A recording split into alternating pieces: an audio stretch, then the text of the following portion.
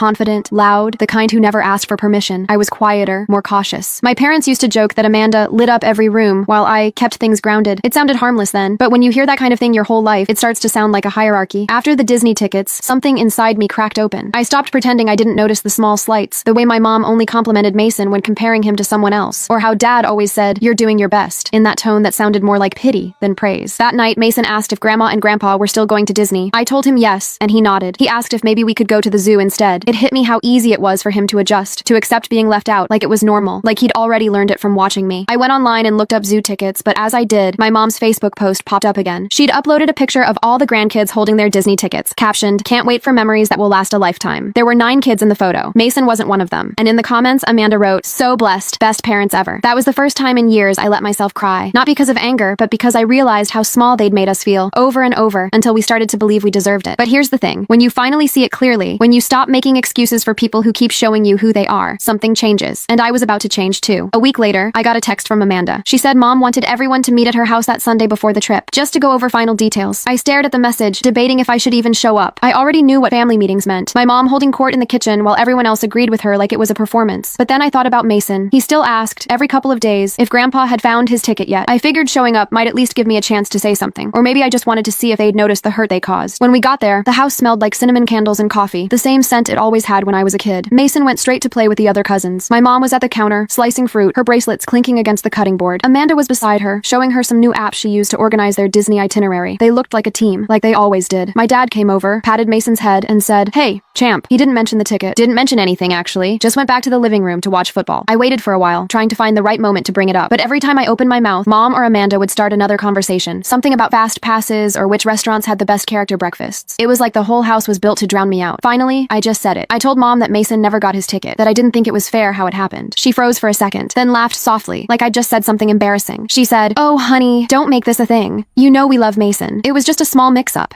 A small mix-up. Amanda chimed in, saying maybe I'd misunderstood, that Dad had meant to reorder more but probably forgot. I reminded her that I was there, that I saw them hand the extra tickets to strangers. My mom's smile faded, and she said something about how and if you don't want to wait for part 2,